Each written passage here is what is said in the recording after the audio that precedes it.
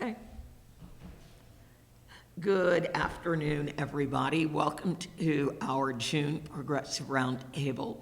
I'm Andrea Miller, Executive Director of People Demanding Action, and today we are celebrating here on Capitol Hill our 21st century civil rights. In the 50s and 60s, when we thought about civil rights, we thought pretty exclusively about voting. So this month for PDA and PDA Action members, when we bring our letters to our congressmen and our senators, we're going to be talking to them about the right to vote, about the right to have clean, affordable, non-poisoned water, who knew? The right to have affordable health care, and the right to have equal pay for equal work. So our rights have expanded, or our needs to legislate our rights have expanded. And this month in our letters, we're going to be asking our House members to support HJRES 25, the constitutional right to vote. In the United States, voting was always a privilege, and we have periodically extended the privilege by constitutional amendment. So now we are going to be looking to amend the Constitution and say voting is a right. We are also going to be asking our senators and our House members to co-sponsor the Voting Rights Advancement Act. On the Senate side, this is Senator Patrick Leahy of Vermont. On the House side, this is Representative Terry Sewell from Alabama. Now, what's different about this new revised VRAA, it's sometimes called, is that it modernizes the formula used to figure out what states have been guilty of discrimination that puts voting at risk. Our old formula had a set number of states, mostly southern states, and portions of some other states as requiring pre-clearance. This sets up the 13 states with a recent history of voting rights violations, including New York and California, and they will be required to have all voting changes examined or pre-cleared prior to implementing them.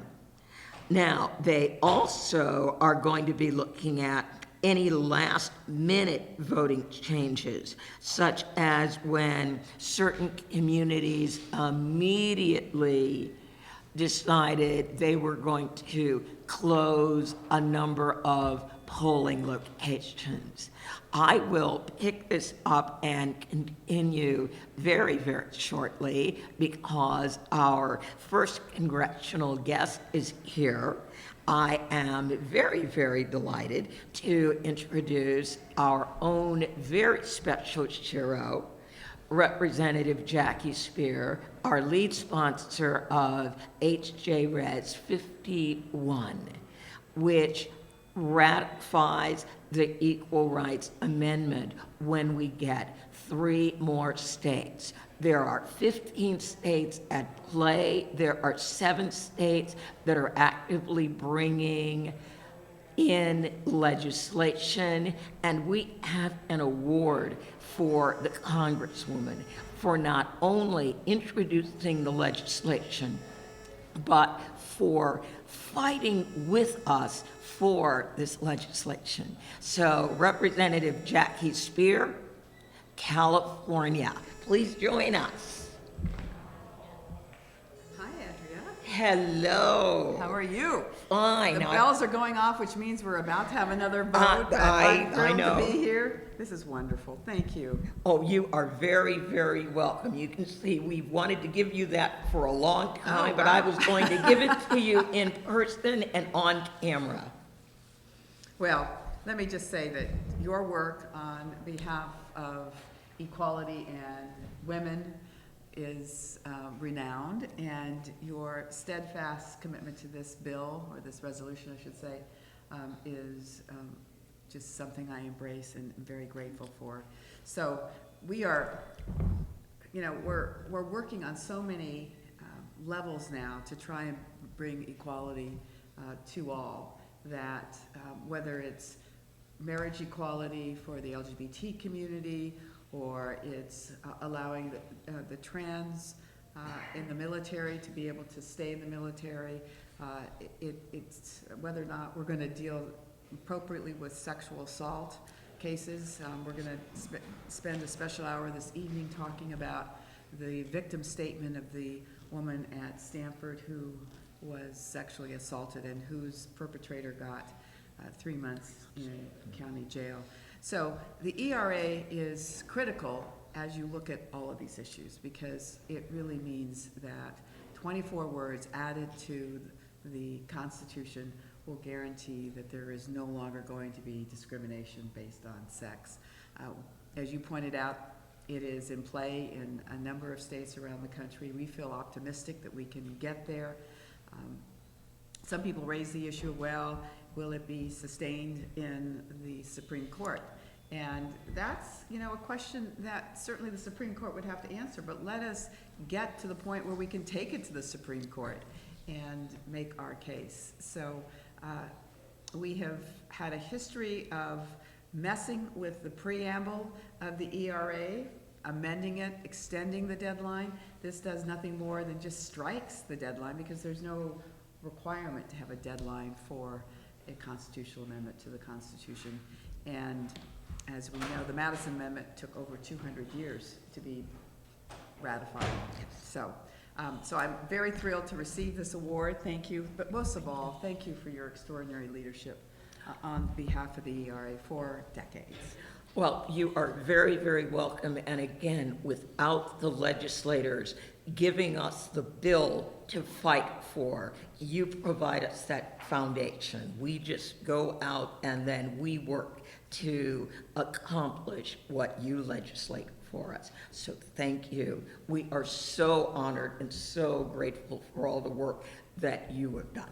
Thank you. Thank you all.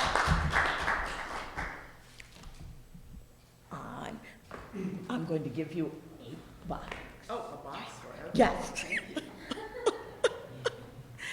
All the little things when you present an award, please give people the box, especially when it's glass, or you're walking around with this slippery glass thing in your hand. So yes. Now, what we sent an email and let the Congresswoman know that in the Commonwealth of Virginia, we have submitted an item in the platform asking that the Commonwealth of Virginia include ratification of the Equal Rights Amendment in the party platform. And I know a number of other states are looking at doing that. And I know that when I was attending the committee hearings in D.C., Eileen Davis was able to actually drop the DNC version of the resolution in the hands of a number of the platform committee members.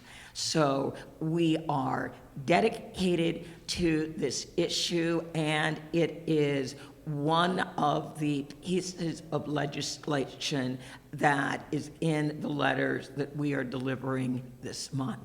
So again, we are working very hard toward voting rights and again, full equality. Equality is equality. The wonderful movie Equal Means equal. So should be no one above, there should be no one below. When it comes to work, when it comes to pay, we need parity, we need equality, and we will continue to fight for the dignity of the debate. Now, since we do have a number of our other guests here, I'm going to bring on Lacey Crawford from Social Security Works. Lacey has joined us a number of times to give us an update on what is going on Capitol Hill with our Social Security legislation. While Lacey makes his way up front, I'm going to do a shameless plug for our radio show coming up on Thursday night at 8 p.m. Eastern, People Power with Ernie Powell. Ernie's guest is going to be Terry O'Neill from Now. So, Lacey, thank you for joining us. Thank you for having me, Andrea. So first, I'd like to just start off with a short story. It's not going to take long, I promise. I started with Social Security Works about 4.5 years ago as a communications associate. So during that time, the conversation in Washington was a lot different around Social Security. It was a known fact that we were going to cut it. We were just trying to figure out how to cut it by how much, right? So I started with Social Security Works, small nonprofit, did a lot of great things early on, especially with PDA, ARA, and the Strengthening Social Security Coalition. So let's just fast forward that to today, right? A couple of weeks ago, we had President Obama get on board for expanding Social Security. So that was a big win for us. So he joined Secretary Clinton, Senator Bernie Sanders, millions of Americans out there who understand that Social Security is a solution to the retirement income crisis. So you all made that happen. So the people who are watching, you should give yourself a clap, a hand on the back. You made it happen through letter drops, petition deliveries, press conferences. We need to keep pushing, and we're going to keep pushing, but you've gotten us to this point where we've changed the narrative. So for the first time, we're going to have opportunity to pick between either cutting Social Security with the Republican candidate or expanding Social Security with the Democratic candidate. So just to give you a little bit of an update, we have 149 Democrats who are now on board with expanding Social Security, so that's about 80%. And we are still at about 95% of Senate Democrats who are on board with expanding Social Security. So that's 43 out of 46 senators. So that's not all of our update. We have a couple more things. So June 28 at 11 a.m., we're going to be having a panel with author Steve Hill of New America on his new book, Expand Social Security Now. And Nancy Altman, president of Social Security Works, is going to be on that panel. And they're going to be talking about Social Security expansion, which is great. Also, Social Security is going to be celebrating its 81st birthday August 14th. So like every year, we're going to have our state reports that detail how Social Security works down to the district level. So we're going to have more birthday parties with our partners at PDA, with the Alliance for Retired Americans, and we're going to be making a lot of noise about how important Social Security is. What folks need to understand, it's not just a retirement program, it's a family insurance system. And we got to get that word out and let people know that it's reliable, it's never missed a payment in over 80 years, and it's going to be there. So with that, I guess I'll yield back to Andre. Oh, well, thank you very much, Lacey. Thank you so very much.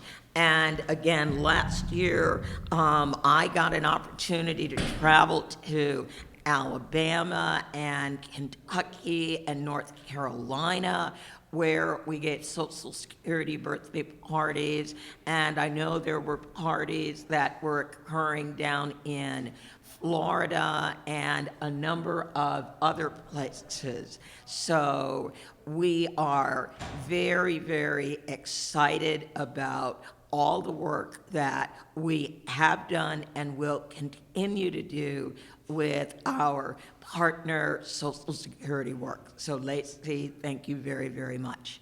Now I want to bring up another tremendous friend of PDA, and that is Liz Schuster of Food and Water Watch.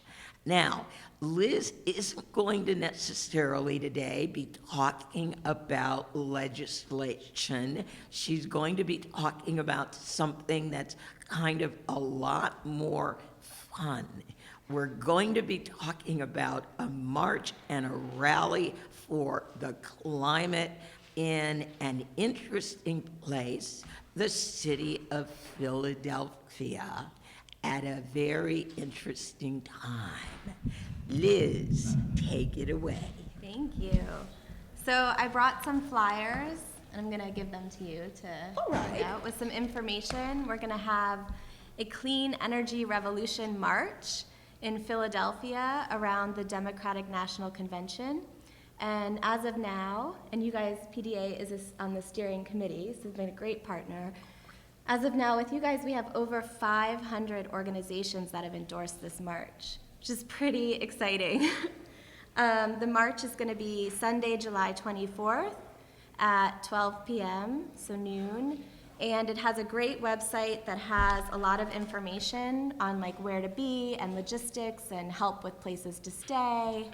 So I encourage everyone to go onto the website because it also has some other events that are scheduled the day before the march. There'll be a summit where people will be talking about it. There will be a gathering of leaders called Power Shift Conference that day on the 23rd. So we hope that everyone can come to Philadelphia for this. All right, well, I know I'm going to be in Philadelphia. I'm hoping to be able to make it up on Sunday for this march. What time's the march starting? The march is going to start at 12 p.m. and details are going to be constantly updated on the website, so that's why I tell people to go to the website, which is cleanenergymarch.org. And our TPP contingent folks, they're going to have a part in the march too, correct? Yes, there are different contingents of the march, and one of them is going to be the anti-TPP contingent. Another one, I think, is going to be people who are working locally on the pipeline issues, so on the infrastructure issues All right. as well. Great. Very, very exciting. Now, this will be very exciting for you. I'm expecting Eric Sperling a little bit later on, and Great. Eric is going to give us information on the Water Act, and that is Representative Conyers' latest bill. That is H.R. 5313. And for all of our letter drops, that bill will be in your letter. And it has a really great name, the Water Affordability, Transparency, Equity, and Reliability Act of 2016. I know a number of folks out there remember when PDA got very, very involved with the Detroit water shutoffs. Yeah. So that's going all the way back to, I believe that would have been 2014. Yeah. I think Wow. so. Yeah, that was all the way back in 2014. So Food and Water Watch worked to put together legislation saying what happened in Detroit, what happened in Baltimore in terms of water affordability and foreign corporations attempting to literally buy our water supply. This shouldn't happen, that water supplies should be controlled by local entities. So Mr. Conyers introduced the bill, and that is one of the bills that is in our letter this month. And as I said when I introduced us, we are now saying affordable water, safe water, water that doesn't poison us. Who knew? That needs to be a human right, or that is a human right. And we need to invest in it as a country instead Yes. of keeping on cutting it, which is what we've been doing even with the Flint crisis. Right. Even the president's budget still cut the state revolving funds. So Right. we really need to come up with a dedicated source of funding, which is what this bill will do. Yes. And just this week, we got 2 new co-sponsors on the bill. Zoe Lofgren from California, Okay. and Keith Ellison joined the bill. So Yes, I saw it. Very I saw exciting. it. Right. Oh, and we want to let everybody know, watch for petitions that are going to be coming out this week, asking you to sign on and indicate your support for this bill. So even though we as regular citizens, we don't get to, quote, co-sponsor and vote on the bill, our signatures on petitions become the wind beneath the wings of the legislators who introduced these bills, and it helps them get more congressional co-sponsors. So we're now going to need to get a Senate co-sponsor for this yes, as that's well. the next step. All right, that'll be the next step. So we will be brainstorming and figuring out who in the Senate. Gee, I wonder, is there a hero out there in the Senate who could introduce our companion bill to the Water Act? Yes, maybe one in particular who might not be as busy. That's right, who might have, but again, there's a might on that. There's a whole bunch Right, of right, stuff of we course. still don't know. Right. Might have a slightly reduced travel schedule. Right. Emphasis on Might. Yes. Well, here are some flyers. Hopefully you can put the information on your All right, webpage. and we'll get it on the website. Right. All right, I know with the work that I did with the faith leaders, I get all the faith leaders things on this, so Great. I Yeah, know there is a faith contingent as well to the march. this is so going to be incredible. it's going to be great. Yes, so if you're in Philadelphia on Sunday, this is the day that many of the delegates are going to be arriving. This would be a great thing for you to attend. Yeah. All Thank right, you. Liz, Thank you all. thank you very, very much. All right, our next guest, I'm going to introduce Mr. Garland Nixon. Garland, come on down. Garland is a board member for the ACLU of Maryland, and I never get this right. I always get your radio station. You are with WPFW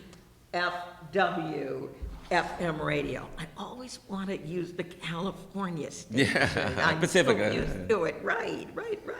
Well, Garland, welcome. Hi, I'm also on the national board for the ACLU. Oh, excellent. So a little bit about that. Did some, I don't know if you'd call it lobbying work, but I did some work for the You can call it ACLU. lobbying work for C4.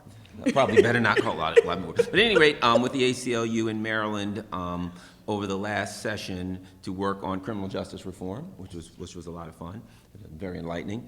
Let's start with this. So we recently had our national meeting in Chicago about a month ago, and we discussed, so a lot of people, I guess this is going to be kind of like breaking news maybe, I don't even know if we're going to put it out like some kind of a media release or whatever, but at any rate, so there was the question, the discussion was, what's the ACLU focusing on? Got to focus on something, we can't just be all over the place.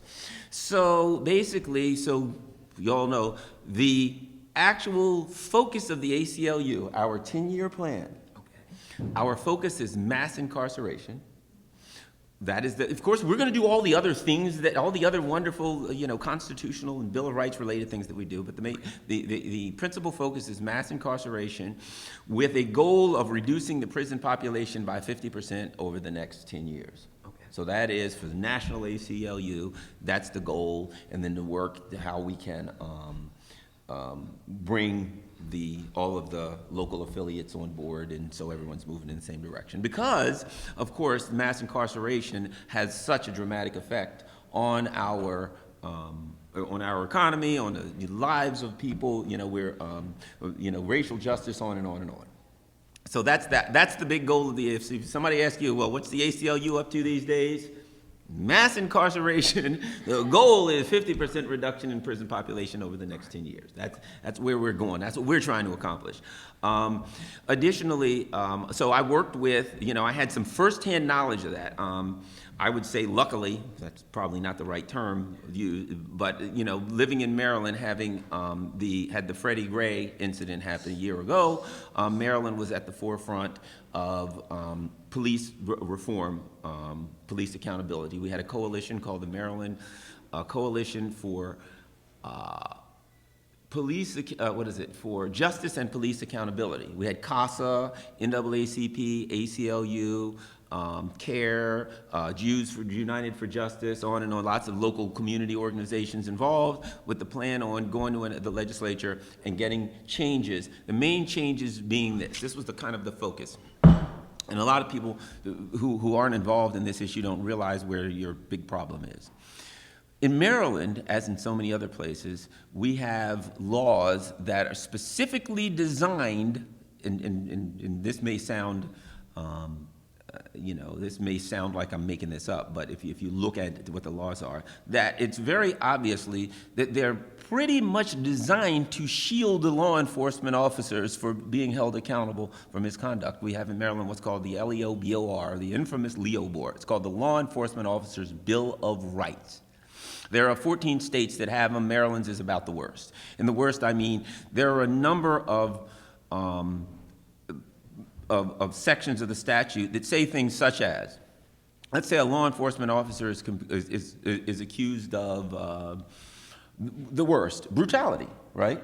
According to the LEOBOR, if a person wants to file a complaint, an officer has bopped you over the head with something and you want to file a complaint for brutality. In Maryland, currently it's changed a bit, but it was 90 days. You didn't file that complaint within 90 days, couldn't file it, period.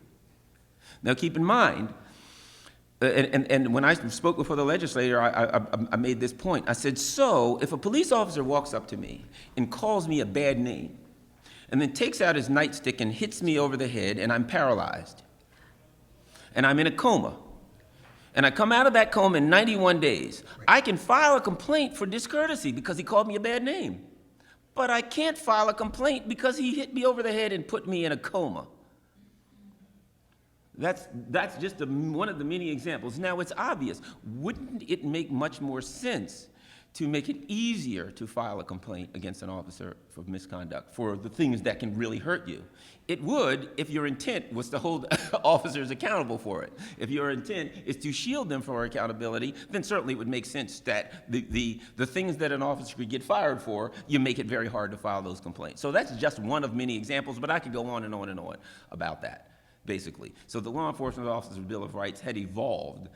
It started back in, I think it was 74. Initially, it was, when it started, it actually started because in Maryland there were a few people of color who were just moving into law enforcement, being accepted in law enforcement, and they felt they were being treated unfairly when it came to disciplinary procedures as law enforcement officers, and they needed something to protect them.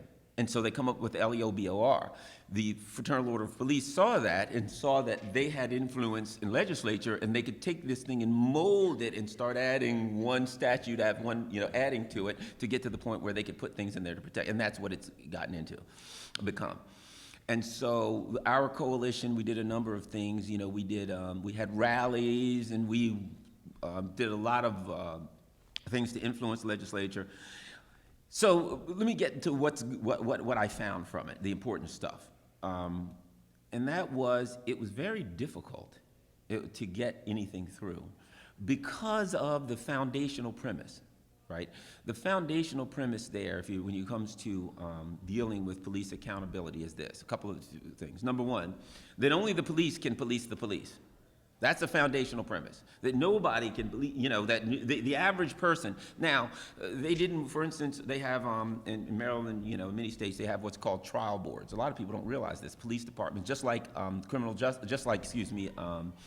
the military has their, code of criminal justice, and they have their little trial boards and things like that. They have their own little judicial system that's within military. A lot of police departments have the same thing. So if you're accused of misconduct, the police department does their own investigation, and they'll actually have what they call a trial board. That's their own little trial, and they'll put 3 officers there, and they'll present evidence, and there's a prosecutor, a defense. So they have their own little trial boards in Maryland. And one of the issues was dealing with trying to get a citizen on the trial board, trying to get a trial board open so the people, the press, could come in, and they wanted it hidden, and, as you know, the officers just pretty much walked all the time. And so what we found was, the argument is always, well, only law enforcement officers know enough about law enforcement to actually do this. Now, keep in mind, if you or I commit a crime, we go before a jury of a bunch of slobs off the street. Anybody, can be on a jury, and they can decide whether or not we go to jail for the rest of our lives for murder. But for some reason, the argument with the police officer is, but if it's a police officer, it's gotta be people who are the most likely to let this guy off. Let's face it, I was a cop for 27 years. Trust me, if you got 3 cops in there and there's another cop and they're trying to find him guilty or innocent, the odds are overwhelming that he's in. I literally saw a person with a videotaped confession get off. Videotape confession. I knew the person well. Videotape confession, they walk, not guilty. So let's face it, it's not hard for a police officer to get off if there's 3 cops there, basically. So at any rate, but I say that to say this. So then when you move into legislature, so when we start working with legislators saying, look, in Maryland, we'd say, look, we've got to do something about this. We've got some legislation, and we've got our argument as to why these things should change and why we should make these adjustments. And what we found was, as soon as we walk out the door, the legislators would call the FOP in and say, take a look, what do you think? And they'd say, you kidding me? That stuff's got to go. We can't have. Why? Because, of course, as soon as they looked at it and saw that officers may be, more likely to be held accountable. Because now, I'm not saying that to bash the FOP. That's their job. That's what they're supposed to do. They're supposed to do everything they can to work for the benefit of their officers. But the issue being is, the legislators in Maryland still working off of that paradigm that we can only trust the police to police the police, that when all of these organizations came in and said, we have proposed legislation, we have studies, we have data to indicate why, we have other parts of the country where this has been used and worked, and we had everything, all of our ducks in a row, but when it came to all the data in the world, they still called the FOP in, and we saw instances where they were sitting there in a closed meeting, and they had the president and the lobbyists of the FOP sitting beside them reviewing the data. So what happens? My point being that when it came to particularly to police accountability legislation, let me know if I'm going too long because I'm a radio talk show host. I don't know how to shut up. I'm going to have a question for you. Yeah, so just go like ahead. if you've got somebody with one of those umbrella or hooks that they can put around my head and yank me out of the side, that'll probably work. But at any rate, so what we found was that when we discussed it with legislators, a lot of times they didn't even realize it. This was a paradigm that was going on below the level of consciousness. When we brought it to their attention and said, oh, wait a minute. You got the FOP standing here, and they're like, well, what's wrong with that? We're like, okay, well, if you're going to have the FOP in a closed meeting, can't we be in the closed meeting too? And we had to kind of get across to them. A lot of times we think that these types of things are nefarious. That they're like, boy, I'll get the FOP in and we'll really screw this legislation up. That wasn't at all the case. It was more a case of, because that social paradigm existed in their mind, they didn't have to think about whether or not the FOP should be in there. It was just automatic because, well, they're the FOP, you can trust these guys. And it wasn't a matter of whether or not you can trust them. And the point I kept making is, I was a police officer. Number one, I had no problem. When I was a cop, if they put a camera on me, I wouldn't have a problem in it. The worst they'd catch me is like sleeping in my squad car or something. Not that I ever did that, but if I had, but the worst they'd catch me is something like that. They're not going to catch me pounding somebody to death. When you were making an effort to shield officers from being held accountable for their actions, you're not defending the officers that are doing the right thing. You're defending the officers that are doing the wrong thing. When you try to stop cameras, you're not defending the officers who are doing the right things. Cameras will get them off. We had an officer make an argument, well, sometimes, videotapes will be misleading. And, you don't necessarily want tapes because they could show things, they could mislead people. I said, well, let me throw a scenario out there. You're accused of murder. And you didn't do it. And someone comes in at the last minute and says, hey, we got a videotape of the murder. would you say, nah, whatever you do, don't show me that. We don't want to show that because it may be misleading. No, are you going to do that? And the guy was like, no. And I said, why? Because that's the key question that I always use people. Anytime I get in a debate with someone and I ask a question, I always got to say why, because that, that screws people up. Nobody ever wants to say why. Well, geez, I better not say why. Yeah, because it would get me, yeah, the prosecution rests. So at any rate, but the long and short of it is this: it was difficult, and when you're working, I'll get back to the foundation of this. When you're working for legislation, when you're pushing legislation that goes against traditional social means, the way things have always been done, well, you can trust the cops because, they're all going to look out for each other and they'd never do anything wrong, right? What you're fighting against often is below the surface. That's what I found, that what we were struggling against was not what was on the surface of the minds of the legislatures or even the minds of the citizens who were for or against us. What we were dealing with was what was below the surface. Oftentimes, when you are pushing for progressive legislation, what you're fighting against is a way of doing things that's been done since 1776. So what you're pushing against is you're pushing against cultural norms, and that makes people uncomfortable. And so what you find is people start getting afraid. Why? But if they do this, then the police will be scared, and they won't come out, and they won't save me, and I'll die. It always comes back to the fear of death in America. Everything's the fear of death. They're all going to get us, and we're going to die. But we're all going to die. Last time I checked, the World Health Organization, the World Health Organization, the rate of death for humans is holding at a solid 100%. So we're all on the way out anyway. But we don't know. Garland, I've got a question for you. Okay, good. Were you going to say, am I going to be on the way out? No. Okay. No, I've been waiting to ask this Okay, question. go ahead. Yeah, Now, good question. No.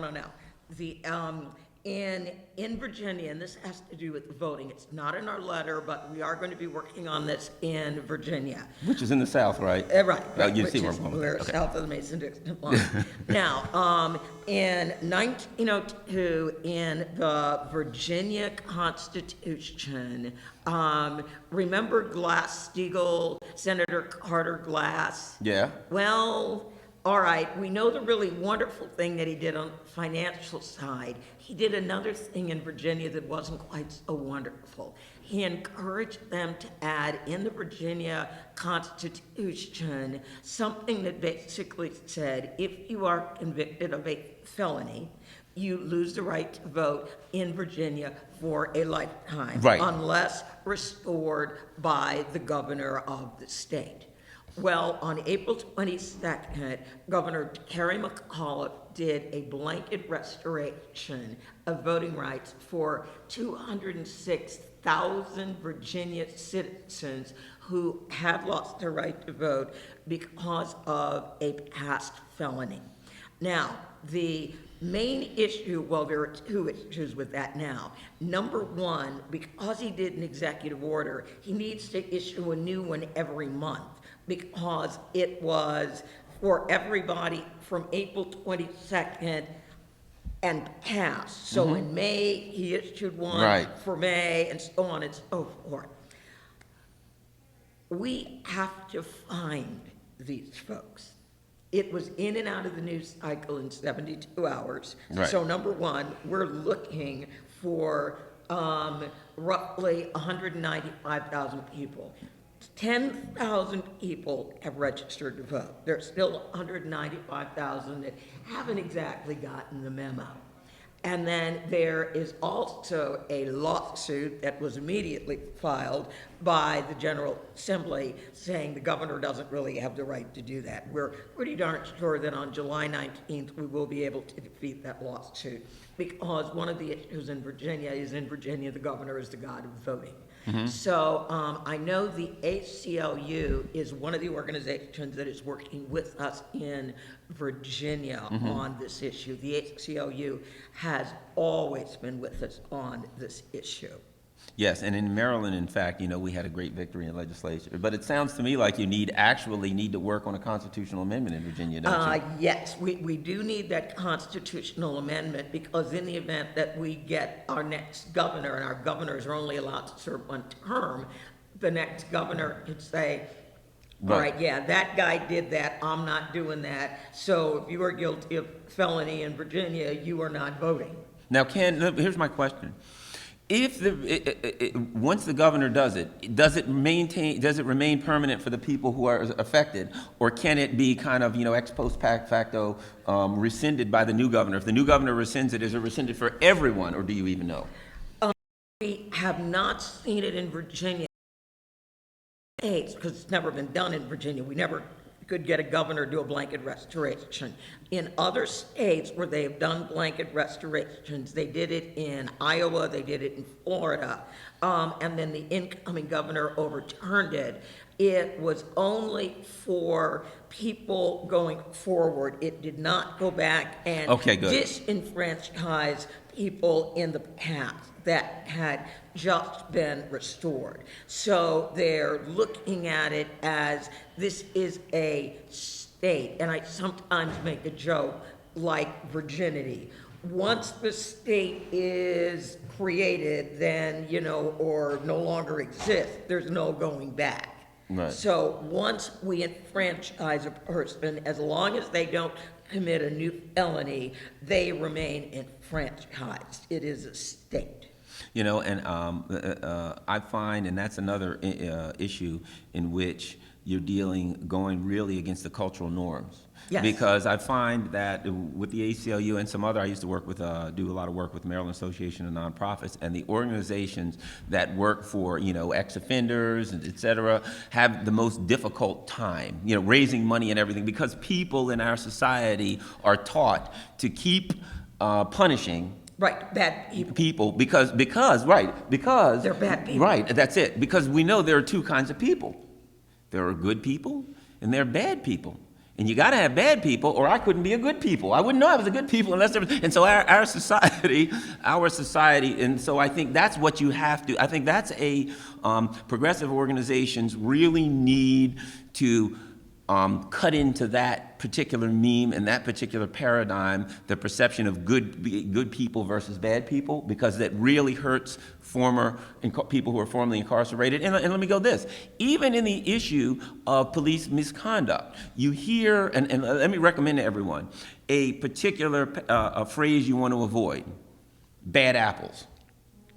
Because that basically is the foundation of the good guy versus bad guy. The entire universe is nothing but pure evil versus pure good, and of course we're all on the side of pure good. Everyone. Right, Ask anybody, right. They'll always tell you that. I've never met anybody who said, well, me, Lex Luthor, I'm a criminal mastermind, I'm on the side of pure evil. It's just what I do. You'll never hear that. A person who's up to no good. You ask the guy that killed like 50 people, he always did it for good. So I think it's one of the things we need to do outside of our work, our normal work. No, excuse me, as part of our normal work, is to remind people that every human being has the potential to do good and bad. And when you recognize that you have the potential to do good and bad, you're much less likely to do bad. And so when we talk to cops, and here's the other part of it too. That argument is the argument of big systems. It's a very establishment argument, because if you say to a particular institution, man, people in your institution are doing some really crappy things, the first thing they'll say is there's a few bad apples, because that's a defense of the institution. That says there's nothing wrong with the institution, there are a few individuals making individual decisions. And those individual decisions, which have nothing to do with, we don't need institutional reform. Whatever you do, don't reform the institution. If we just get rid of those few little bad apples, well, the institution is perfect. There's no institutional problems. And are you fighting against the bad apples and bad guys versus good guys gives you the ability to move towards an institutional reform and major reform and reform of the system, systemic problems. Even when we talk about discrimination and racism, well, there's a few bad guys who are doing a few bad things. It's always systemic, and the defense of the system and the defense of the institution. And all institutions operate exactly alike. They operate for the benefit of the people who run the institution. And Garland. Yes. Thank you. Thank you very much.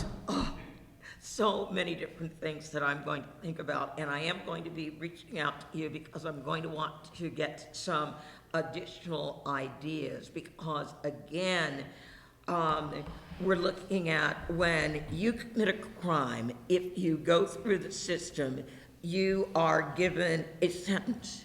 And once you serve the sentence, crime and punishment, and it should be over. And what we have in some states is we've got crime and punishment and continued punishment. Right. So once you've served your time, that should be the end of your punishment. You are now returning as a citizen, and if you get a job, you are going to be required to pay taxes. You can't say, oh, I can't vote, so I don't have to pay taxes. Right. It doesn't work that way.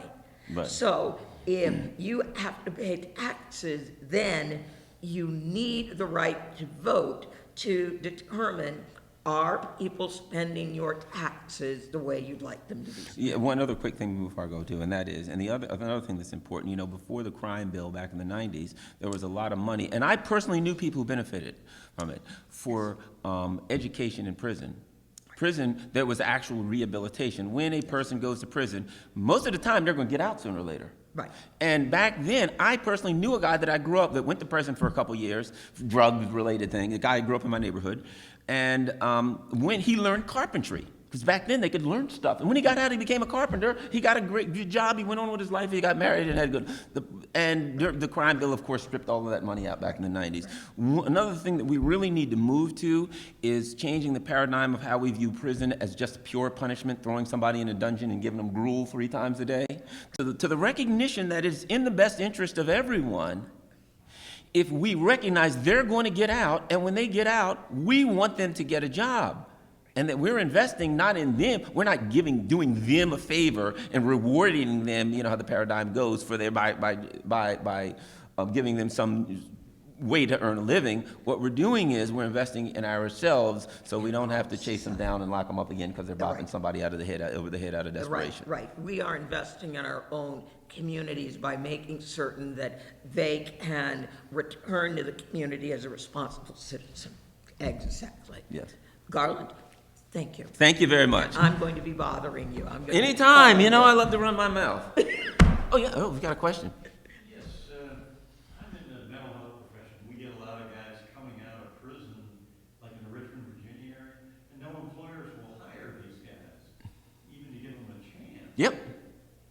We have a list of like some of the few people that will, like Home Depot and some, but that's a major problem. And they end up, eventually, if you can't find any employment, Recidivism. you end up going back. Well, here's an idea, you know, that we always hear about targeted tax breaks by, you know, people. And targeted tax breaks, what always means targeted for corporations and rich people, right? Right. What about, and no, I don't have a problem with targeted tax breaks for corporations if they're targeted by such things as, if you hire someone who is former incarcerated, for the first 5 years, you don't have to pay this or that tax on. You know what I mean? If we start doing things like that to say we want to put people to work and we'll give you tax breaks for hiring people, whether it's disabled people or people, things like that. Well, actually, there are tax breaks for disabled people. Right. But for specifically, to work, I mean, you know, we're working supposedly as a nation on criminal justice reform. I think that's an area of criminal justice reform to help to make it easier for corporations and to make it rewarding for corporations and people, small business people. If you've got a small, my mother had a bus company. Same thing. Skill building is a good one too. Yeah, exactly. Right. Well, and again, some people ended up on the wrong side of the law, Jean Valjean, trying to support their families, and there were no other options that they could find at the time. And again, based on skills. So people with skills have a lot more options than people who have none. Desperation. All you have to do is look at the heroin epidemic.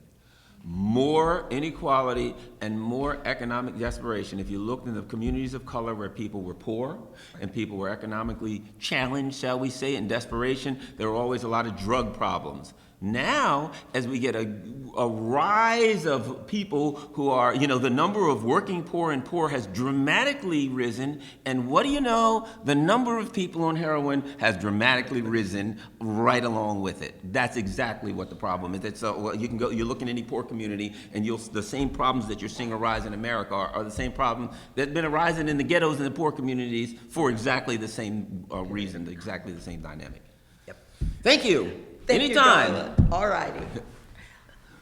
I want to bring up a new person who previously hasn't joined us before, mainly because he lives in Boston.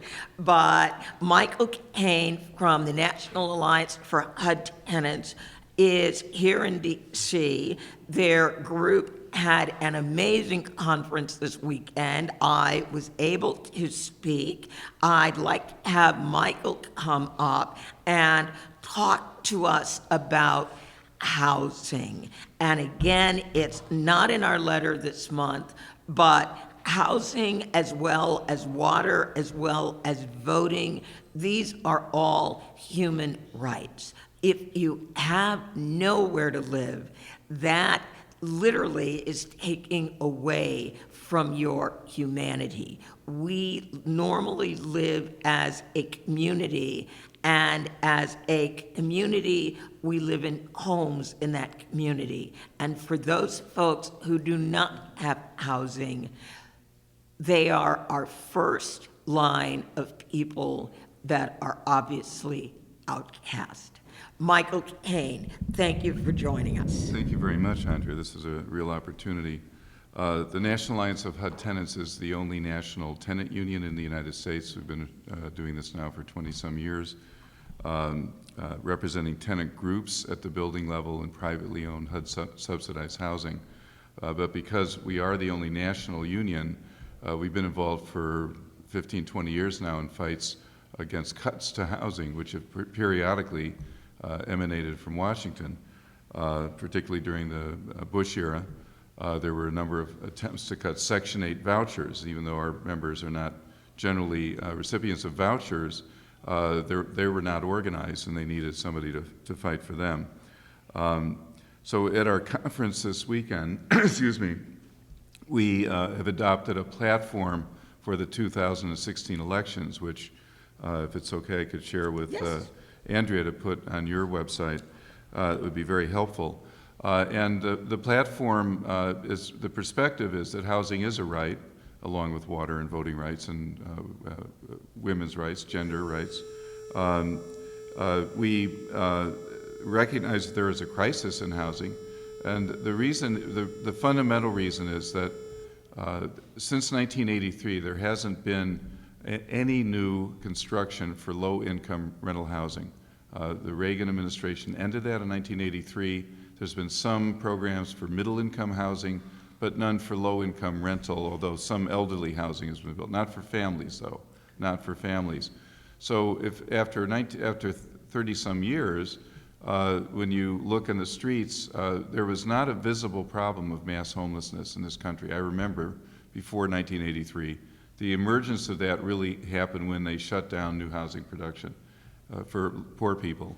And over a period of time, the population that needs housing has grown, and yet a new is going to recognize this problem, that will support housing as a right, and support full funding for rental housing.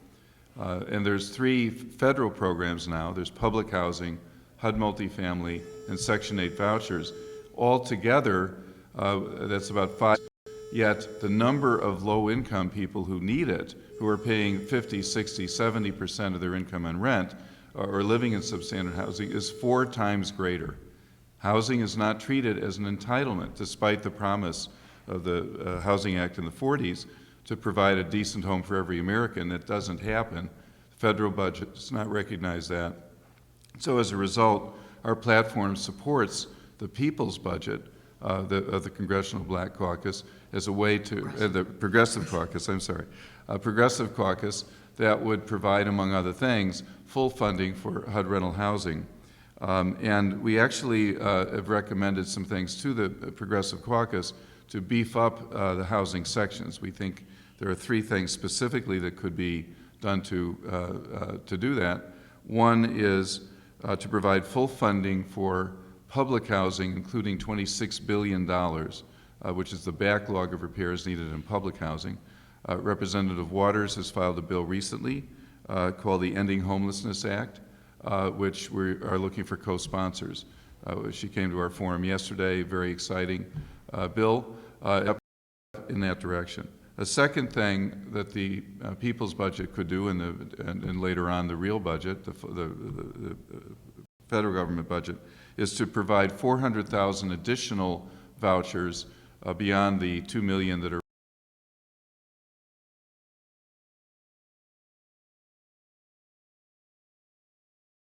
People's Progressive Caucus group. We support that. That would go a long way toward getting some folks off the street.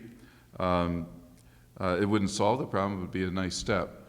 There is a new bill filed by Representative Velasquez, which we are also looking for co-sponsors of, called the Landlord Accountability Act, that would outlaw discrimination against people because of a voucher. One of the issues highlighted by the blockbuster book, eviction, that has caused a sensation highlighting the mass evictions occurring in communities across our country.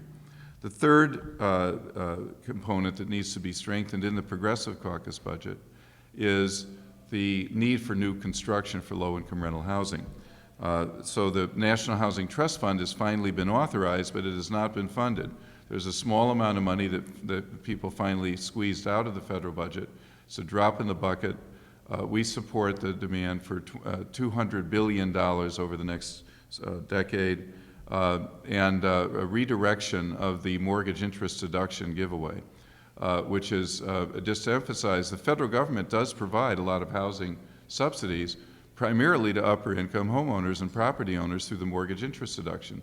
$120 billion a year is now being given away, most of that to high income property owners who don't actually need it for a second home, for example, or for a luxury mansion, yet they get it. The Representative Ellison has filed a bill to reform that, to turn it into a tax credit targeted more to middle income and lower income homeowners, and using the proceeds to fund vouchers, new construction for low income people through the Housing Trust Fund and other uses to really make it a more equitable federal housing system. So those are the main pieces of our platform, and we want to work with the Progressive Caucus to improve that language next year, and need the support of everybody who is watching this to do that. The last piece that I should mention in our platform is we have a number of proposals to make tenants partners of HUD in enforcement. And there's been, HUD has been downsized in a way that we actually have opposed for 20 years along with the HUD Employees Union, but it's had real consequences. HUD hasn't been home when it's come to enforcing people's rights. So we were out yesterday at Museum Square right here in Washington, supporting the beleaguered tenants there, the low-income, mostly Chinese, but also African-American tenants. The owner of that building was a Section 8 building. The owner plans to tear it down, throw the people out in the street, and build a high-rise luxury condo, not exactly what you need here in Washington, D.C. And this pattern is being mirrored across the country, in fact, across the world. So we've been trying to get HUD to enforce tenants' rights, to enforce their right to remain with their federal temporary Section 8 vouchers that they were issued when the owner opted out of the contract. HUD has not enforced it. They take the position that it's up to low-income tenants to enforce the law by somehow getting it to federal court. And they have yet to send a representative of HUD to actually go over to the building, and one of the couple of thousand people down the street could walk over, Secretary Castro could walk over and just tell people, many of whom don't speak English, but they need to be assured that the federal government has their back, that they have the right to organize, they have the right to remain. And so far that hasn't happened. Now, the tenant leaders did come to our conference and did get a commitment from HUD that they would at least do that. But the will to enforce tenants' rights is not quite there. We're looking for a new administration that will be a little bit more forthright and committed to defending tenants' rights and working with us to bring tenants' unions into the process to help oversee the nation's multi-billion-dollar investment in HUD housing. So that's what our platform would do. It's very exciting to be joining with PDA and other national groups in the People's Budget Campaign, where we're working together to make sure that the People's Budget gets more votes the next time it comes up, and enough votes eventually to actually pass. Because without that, we will never realize the right to housing in America, and there will be people on the street, which is a disgrace in a country as wealthy as this. Thank you, Michael. Thank you very, very much. Do we have any questions? Michael is new. We've never addressed housing at this, well, one time we began addressing housing, but never from the perspective of people working directly with tenants of housing. Mike.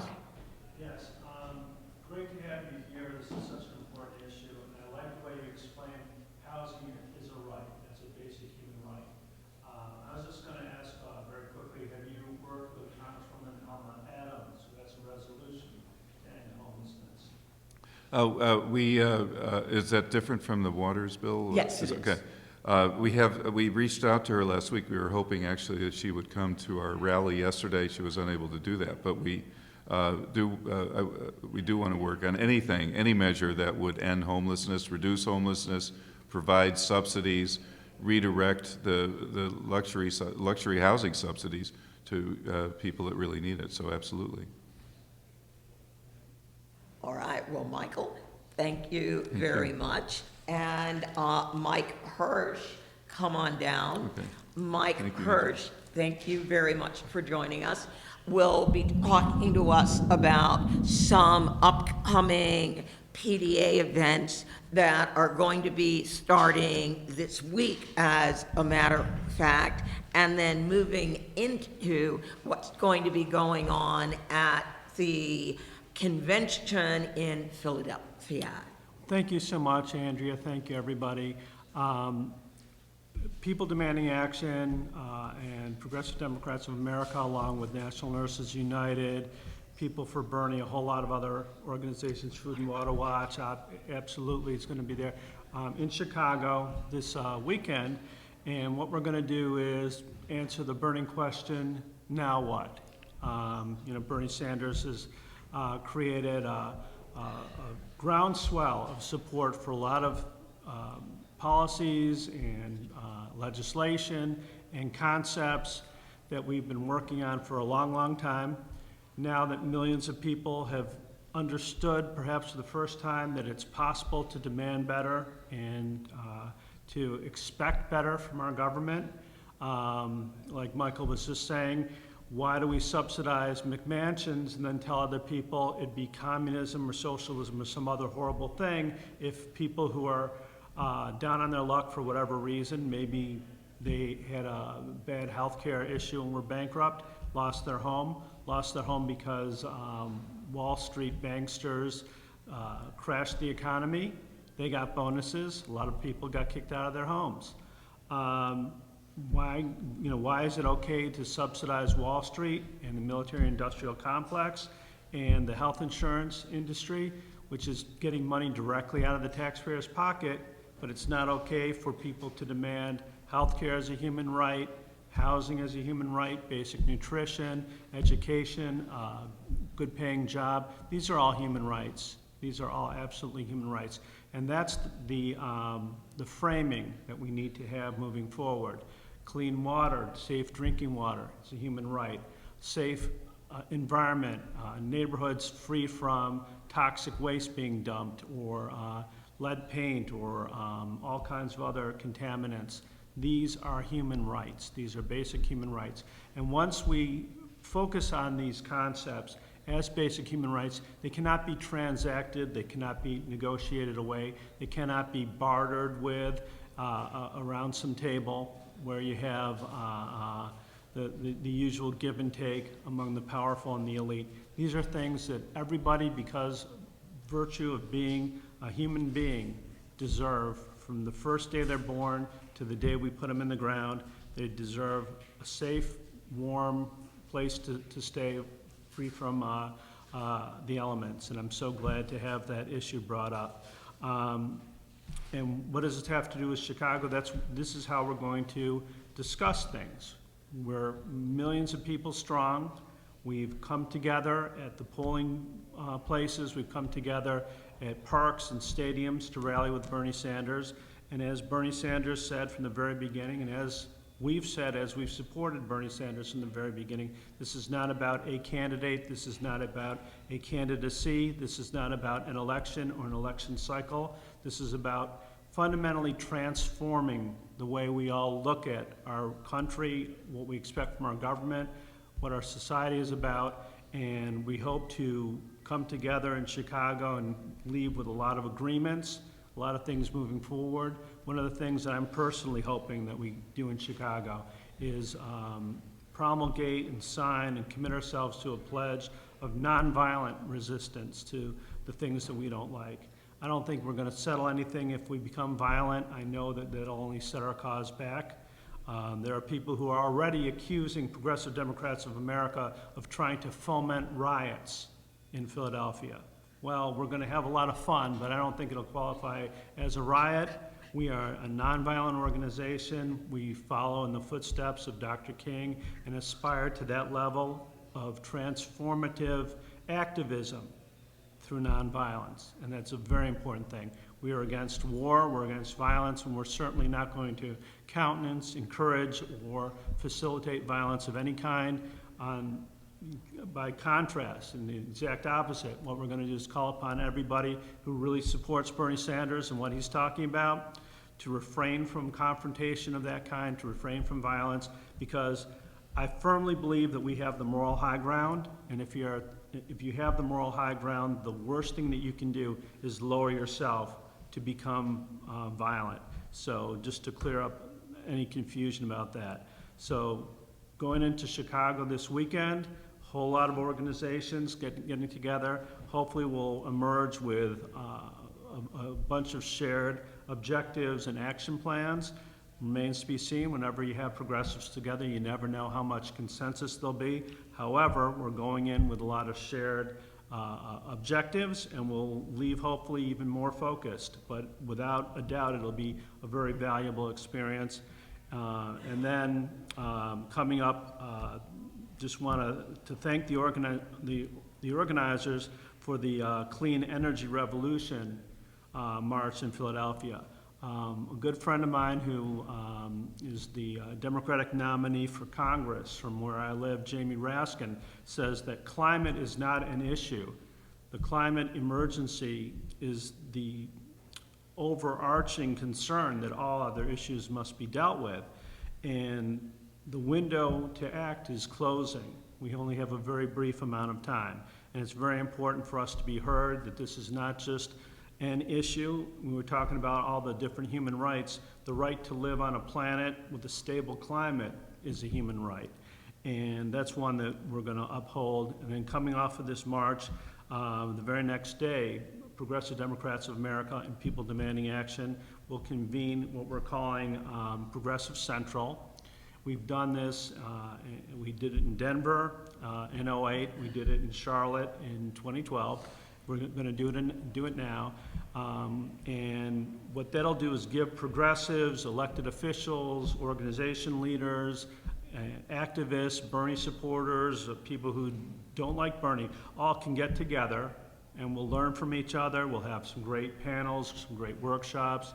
Andrea Miller, I think we can convince her to be involved in speaking there, and you know she does such a wonderful job every month at the Roundtable. The way I look at it is this thing in Philadelphia that we're going to have, the Progressive Central, is going to be like a bunch of roundtables. We're going to have a lot of people get together, talk about things, further our agenda, share ideas, best practices, learn from each other, learn about each other, network and organize and be able to move forward with powerful action plans.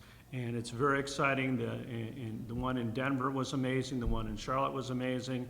And this one's going to be amazing as well. And maybe I'll disappoint some people, but there's no rioting on the agenda. We're not going to have any of that. But we will have snacks and lunch and beverages and uplifting conversation and that kind of thing. So hope to see many people in Chicago. Chicago will be live streaming.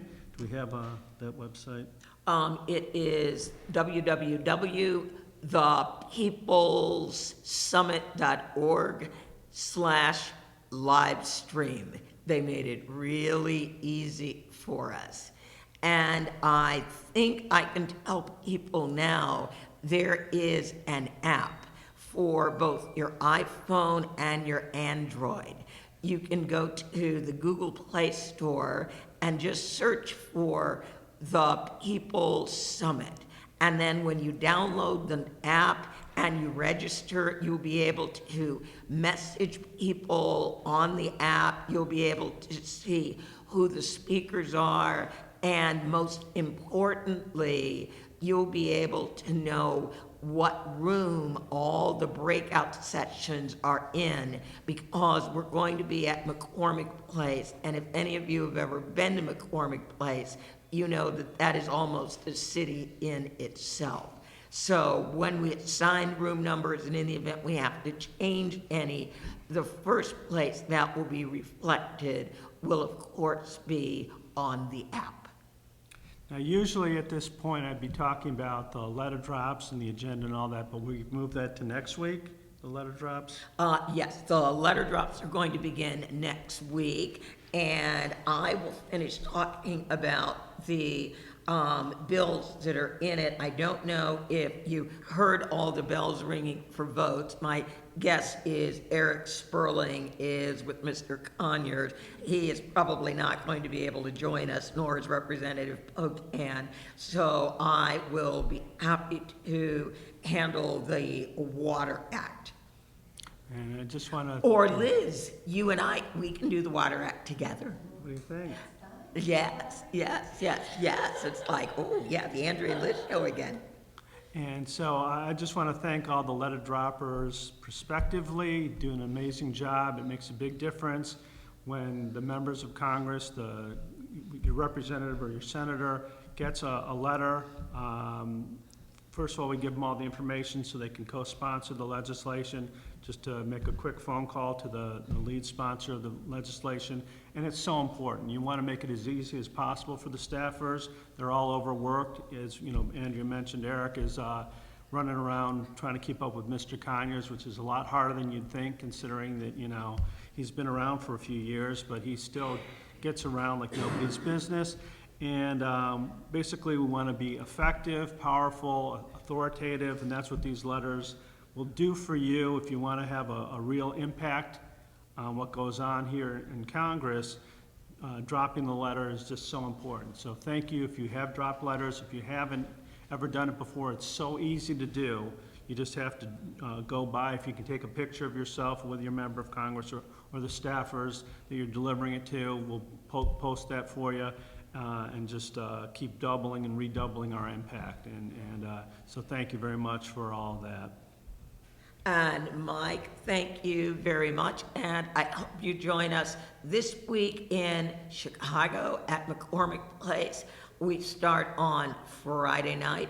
There is, all food is being taken care of by national nurses. So if you get yourself to the event, you will be fed. No one will go hungry. We are also on Friday night going to be providing free drinks. So not a lot of conferences of this size you're going to attend where you're going to get food and drink. So we hope to see you in Chicago. www.thepeoplessummit.org. You can find information. If you're a PDA member, by all means put in that your organization is Progressive Democrats of America. Almost all the PD Action members, most of my members are in Virginia, and they're all at the convention. So the few of us, if any people, are able to go from People Demanding Action, same deal. Your organization is People Demanding Action. We want to see you. This will give you the opportunity to put your voice in where you think this movement should go and how you think it should look. Okay, any questions? Okay, good. I did All a good right, job then. lovely. Thanks, Mike. Liz, come on down. Let's see. I'm going to do one of the other bills that's there. We've got a lot of experience at PDA with expanded and improved Medicare for all. This is Mr. Conyers' bill. And again, the really great thing about expanded and improved Medicare for all, it makes Medicare lifelong. We're born into it, it's for our entire lives. There's no deductibles, there's no co-pays, everybody is in, nobody is out. It includes all medically necessary procedures. It also includes dental, it also includes vision, it also includes long-term care, and most importantly, in light of so many different things that we have seen, and including the tragedy that we saw this weekend in Orlando, it puts mental health on parity with physical health. One of the main reasons why people do not seek treatment in some instances for mental health is that often the co-pays are 50%. It's not on parity with physical health.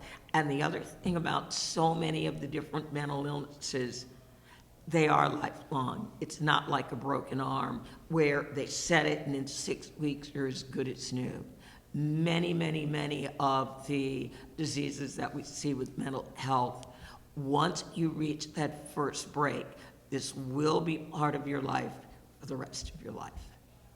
Now, the really exciting Water Act. So, Liz, I'm going to have you start, and I will just fill in possibly little sections. I'm going to be your comic relief, which is really amazing because I'm not funny. I was but going to be your whatever. comic relief. Oh, darn. Okay. So I think we brought it up earlier, most of the information, right? Oh, I have details. Oh, okay. I can go through some of those details too. I have details too. Oh, good. So this Water Act does a lot of things. So I'm going to read off some of the things that it does so that I don't forget any of them. Okay. So one of the things that the Water Act does is it would require EPA to coordinate a study about water affordability, discrimination, and civil rights violations by water and sewer providers. We saw a lot of that in Baltimore, in Flint. It would also include a study. The study would also include public participation in water efforts and water shutoffs. So I think that's a huge thing because there was an issue of transparency. Right. Or there is an issue of transparency. One of the things that we wanted the Water Act to cover, which also gets left out of a lot of things, is rural communities and tribal communities. So this bill would increase technical assistance to rural and small municipalities and tribal governments. It would create a new grant program to repair, replace, or upgrade septic tanks and drainage fields, also something that gets left out when we were talking to our rural partners. It would limit the drinking water state revolving fund to publicly owned, operated, and managed utilities. And Andrea talked about this a little bit before. With the Flint crisis, especially, we've seen a lot of false solutions claiming that private funding would help. And we have done multiple studies. Mary Grant, our great researcher at Food and Water Watch, this is like her whole job. So we have very much history of private not being a solution. It would create a new grant program to fund public schools testing and replacement of drinking water infrastructure, which has also been something that has been in the news a lot. It would increase funding for grants to tribal governments for drinking water infrastructure, which is very important because a lot of those areas don't have that funding. Right. And also very importantly, this bill, if we invest in our water infrastructure, with that comes a lot of job creation. And when we did the calculations, it would create 700,000 to 945,000 employment opportunities, and that's across the economy. So that's pretty incredible. basically, it's a dedicated funding stream, and this actually got changed a little bit. Oh, it's So, Mr. Conyers' office put a cap on the amount of money that will be used for the funding of the state revolving funds at $35 billion annually, which is what the EPA said the need gap was. The rest of the money that would be generated would actually go into the general fund at this time. And the revenue source is to tax corporate offshore profits, which, you know, how can you argue with that, right? Yeah, exactly. So Microsoft, get ready. Right, so it comes from closing a tax haven loophole by eliminating the ability of U.S. multinational corporations to defer, it's a deferral, paying domestic tax on overseas profits. And I don't know if there's anything, right now we have 10 co-sponsors, including Mr. Conyers. So we reached our first 10, it's time to get a lot more.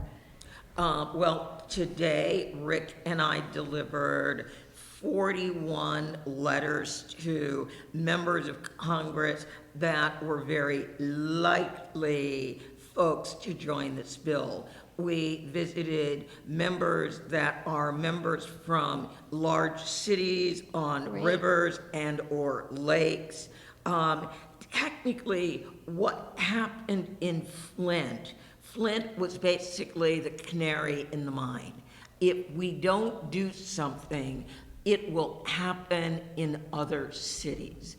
Every one of our major cities has aging water infrastructure, and I know it's going to be a major shock to people, but the aging water infrastructures are going to be in our poor communities, generally in communities of color. So that is where the major exposure is going to be. One of the major issues with lead poisoning is that if you do or are poisoned by lead, again, like mental illness, it is not a temporary condition. You are poisoned by lead. So when we look at the children of Flint, they now have a lifetime condition that is going to impact their ability to learn, which will then, of course, impact their ability to work, their income, and everything else for the rest of their lives. So, and we see as I said, we have more than 200 cities where there is some level of exposure. Flint was first. We have an opportunity to make Flint basically the last, where this comes up at the level that it did. 106,000 people poisoned by lead. Right, and that was an extreme, I mean, DC went through a similar crisis earlier on, so. Yes. And Food and Water Watch, I have not been here that long at Food and Water Watch, but we were founded on this issue to renew America's water, to fight for funding for water infrastructure. So we've been fighting for this dedicated source, this trust fund for water for a very long time, and it's because of what you were saying. Our pipes are aging, and we need to deal with this right away. Right. So there's a saying that my mother used to say, anything made by man breaks. It's not a question of if, it's just a matter of when. So we are at this point now where our water infrastructure is beginning to break. We are going to have to come to terms with it and fund the repair, the upgrade, and the maintenance of our water system. We cannot live without it. We know it. We're going to have to deal with that reality. There are some members of Congress who are unfortunately going to need a much bigger push than others. But we have officially begun to push at PDA and PD Action right now. So next week, the Water Act is going to be in your letter. So Liz. So great, thank you so much. Thank you very much for sharing this with me. And then I'm going to say one last thing before we're going to end early. Yes, again, when I was talking about the VRAA. One of the other things that's really important about the Voting Rights Advancement Act is the impact that it has on tribal nations. I don't know if everyone got an opportunity to read the article about the community in South Dakota where the reservation houses roughly 1,100 voters, and where they vote is a precinct where there are 11 registered voters, and their voting precinct is 60 miles away from the reservation. So one of the things that the VRAA does is it allows any tribal elder to basically demand that a voting precinct and a voter registration office be placed on the reservation if that reservation has a number of voters equal to the smallest precinct in that state. So this would be huge for the Native American community. So this is very, very important. And then also the issue of language. Probably the biggest thing that the VRAA does is it says we are going to look at how states handle the issue of voting and how they handle voter suppression. If you are suppressing the vote in any way, you are changing the rules suddenly on people. You used to provide ballots in, say, Spanish or maybe Vietnamese, and now all of a sudden for an election, no, you're not going to do this, and your population has not changed. If you have never been subject to pre-clearance in your life, a voter suppression act will subject you to pre-clearance. So in other words, under this law, all 50 states are subject to pre-clearance should they choose to engage in voter suppression behavior, much of which we saw in the presidential primary election. So, as I said, there are votes going on, so Representative Pocan is not going to be able to join us. All those bells you heard in the background were the call for votes. Eric Sperling won't be able to join us. He is with Mr. Conyers. We are working to register the 195,000 people that are eligible to vote in the Commonwealth of Virginia. Voting is a right. It is also a responsibility. I want to thank all of you for joining us and listening to us this afternoon. We will see you in Chicago. We will see you in Philadelphia. I look forward to joining you next month. Thank you. And thank you to all of our guests.